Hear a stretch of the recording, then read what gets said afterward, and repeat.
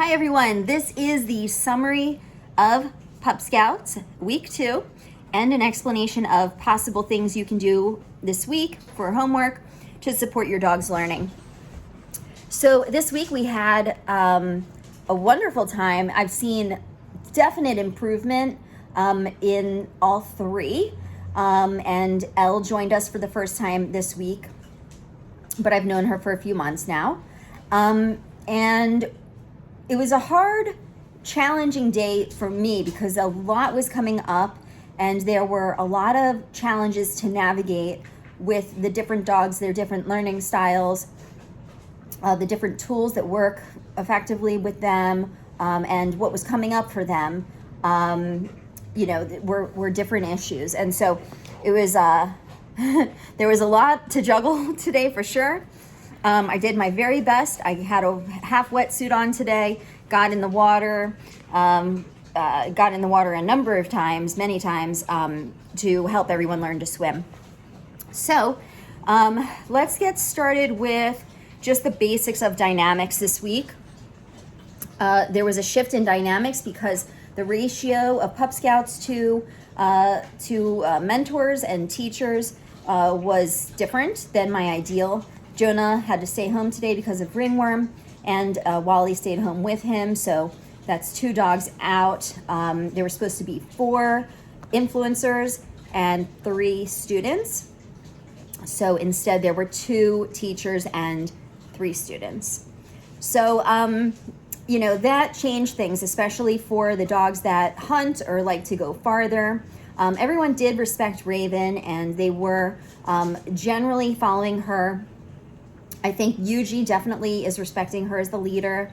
I'm not quite sure if Elle is going to follow her always, but for the vast majority of the day, Elle stayed between Raven and me. So that was excellent. But yeah, that's something at play that I'm watching and seeing how the dynamics change week after week. I would like to bring Jonah back as soon as possible.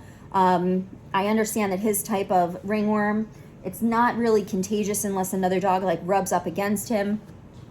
The spores contamination is really under control because I'm cleaning everything all the time. And I'm like shaving his face.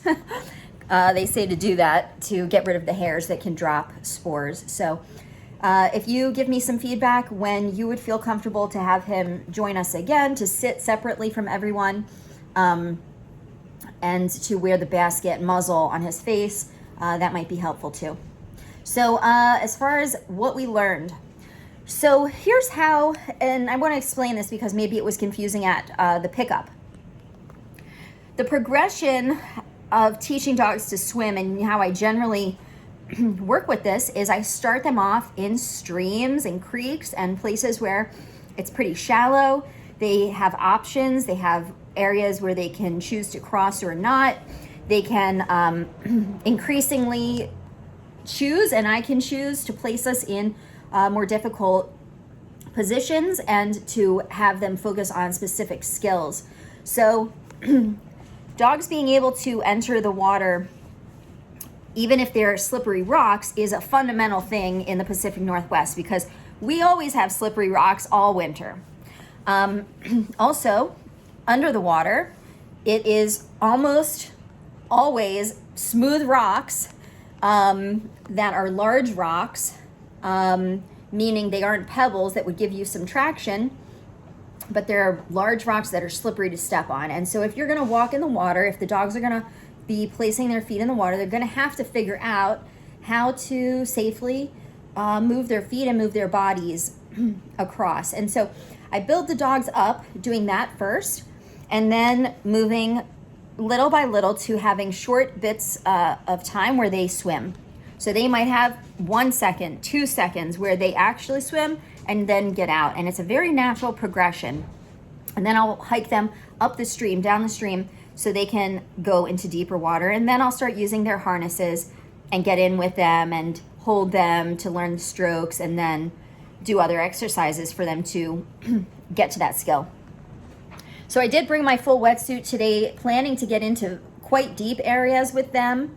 But as soon as we got started, I could see everyone has more challenge with that ecosystem and that obstacle than I had planned for. I kind of planned for us to just jump right into the swimming. And I can, if you would like, I can kind of skip a bit and maybe skip some of the some of that stuff we dealt with today, or I can continue working on it to advance their skills. Either way. But next week, I definitely want us to be in the water, because the 4th week in, I want to be in a kayak and they swim behind me. So that's what I'm hoping to get us up to on time. The only issue is that today I wanted us to get farther, and that's why I offered to meet everyone at Hag Lake this weekend or on Monday, so we can all get in the water with them and have a more hands-on experience where the dogs can work on their strokes. As we know, Elle and Sunshine still are splashing, so I really want them to get buoyant and in the right position for success. So it's up to you. No pressure to do that. It will just give us more opportunity to have them swim. Otherwise, I may take them to Hag Lake next week because it's the perfect place to learn. And the other option that's also an excellent place to learn is up in the gorge. There are 2 hazards, however, to those locations. Hag Lake, there's no algae bloom scare right now. It has had algae bloom in past years, but I always stay current with the latest reports. But also, right now, the burrs, those little seeds that, I don't know they look like pine cones with the spikes on them, get stuck in the fur. So I think Yuji should be fine, but I think Sunshine is likely to get some. So that's the issue there. And then in the gorge, the issue is it's salmon spawning season. And I'm not sure if they are currently spawning at this point. I haven't seen any thus far, but I haven't been to that location in a week or 2. However, there could be carcasses or pieces of fish around. That is always true, but even more so now. So, let me know what you think. If you want me to just avoid both locations, that's fine too. I'm just trying to be even more careful with my PupScouts because it's important that everyone is there every week. So, clearly, I don't want anyone getting sick or anything like that. So that's the plan for next week. If you want to bring a life jacket, that's fine. But like I said, you're going to use it once, twice. Well, I will use it once or twice. You might use it more. But basically once a dog understands how their body needs to be positioned, we're good. So your homework right now, it's tough to say. I would say normally take them to creeks or streams or give them as many exposures to places that are slippery as possible and help them build their confidence. So Sunshine needs to understand that she can walk in the water many times on rocks that are much easier to walk on than if she tries to jump like a frog from like boulder to boulder, rock to rock that are above water. So I want her to feel confident getting in, walking across, figuring it out with her legs getting wet. Elle is doing really well. I would just encourage her not to find the easy way across, but that she can go the harder ways across, and to give her as much personal coaching and personal attention using the harness to get her started swimming across a creek or some such thing, anywhere. And Yuji just needs help launching at this point, getting himself in the water. So going from the bank into the water, if you can practice with that at all. And that's related to the topic I'm mentioning now. By the way, we worked on so many more things than I'm going to tell you in this video right now. It's just I want to focus on the things that are most important and that you can work on. So the second thing is recall, clearly. That's something week 2, of course, we're going to be dealing with that, and bumps are going to come up. Obstacles are going to come up for us as we're learning that stuff, especially we're off leash now. So we figured out some issues with e-collar stuff, things we've discussed. Everyone has different feelings and sensations and methods that work for them for training on an e-collar. So, you know, please do the homework that I mentioned to you in the parking lot. For Yuji, I would really like to see his association with the stimulation at the lowest level or on vibrate to be connected with really positive feelings.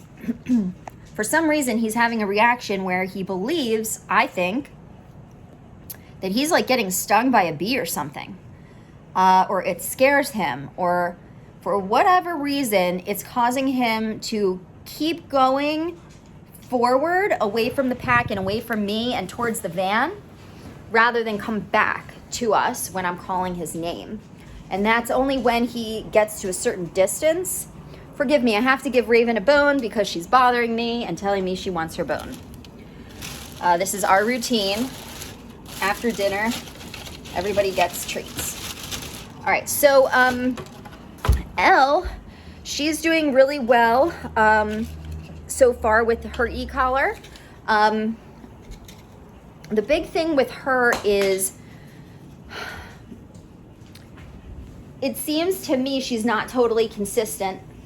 And she's not consistent both in the way she feels and reacts to sensation with the e-collar, but also in her ability to focus on her person, me in this case, no matter what's going on. She gets very hyper-focused and zooms in on things and then has different responses and reactions to her e-collar stimulation, but also different responses to being called or asked to do things. So that's a tough one to work with.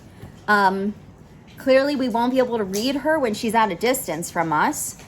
I can't really read her arousal too well, except for using her body posture when she's about 40 feet or 50 feet away. Other than that, when she's closer, we can use her body language to identify her arousal number and know whether, let's say, for instance, number 22 out of 100 on her e-collar is going to be effective. I do see her having dramatic reactions at times, so I'm not too worried about her vocalizing at a number 22. It's a number that I've worked with a lot of dogs on, but we can lower it too if we notice consistently she seems to be doing that. You know, in other words, we never want a dog to vocalize with an e-collar stimulation. That would indicate it's too high. But there are times with dramatic dogs that they can sometimes, you know, make a big thing of a sensation that's not really a big deal.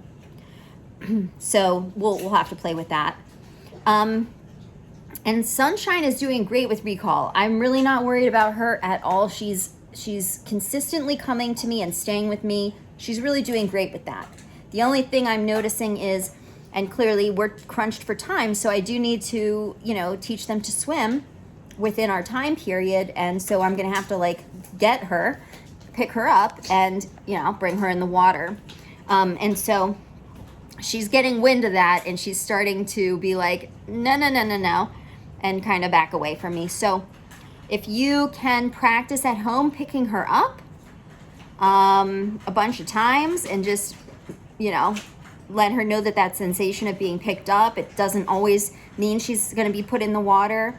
I did practice with her a couple times on adventure to pick her up or sit by her, give her lots of love and not pick her up. But a lot more of that would have to be done. And clearly I do need to work. So, so I'm trying to find that same balance you know, the appropriate balance of kindness and love, and her connecting with me and loving me, and me showing love to her, and also teaching her. So I think that's everything to tell you all. As far as recall goes, Sunshine's just doing great. I don't see anything to work on with her on that, because she's doing great in the class, at least. But you know, do whatever feels natural to you. And Yuji, as we talked about, put him on that 30-foot leash that I loaned to you. And please connect the vibrate or lowest e-collar setting with really, really positive, delicious treats and attention. Give a little tug to him or reel him in a way to show him when he feels that sensation and he hears you say, this way, especially, and you start walking in the other direction, that he should, his muscle memory needs to retain the practice of returning to the person calling him rather than going away. And so I'm really hoping that if he can pair these things, that he's no longer going to be afraid or decide to keep running farther from me, but he'll change his opinion. So that's a big obstacle for off-leash stuff. We definitely have to change his opinion about that before we can succeed with more distance off-leash recall. He's doing great so far at around 30 feet, 40 feet. I would say at around 50 feet, 60 feet is where sometimes he kind of tunes out and doesn't exactly listen when I ask him to return to me. At that point, likely what happens with dogs is the scales kind of tip in the direction of them like seeing the van that they want to get to, or you know, I have less weight pulling their attention back to me when they've gone a distance. So I think that's really everything for now. We had a bunch of other little things happen, but I'm just going to keep that to myself for now. And I'm going to put together that longer form video so you can see what happened on adventure in more detail, so you can just follow along. All right, well, thank you so much, and I will send out some dates and times if you would like to meet at HAG. Again, no pressure. All right, bye.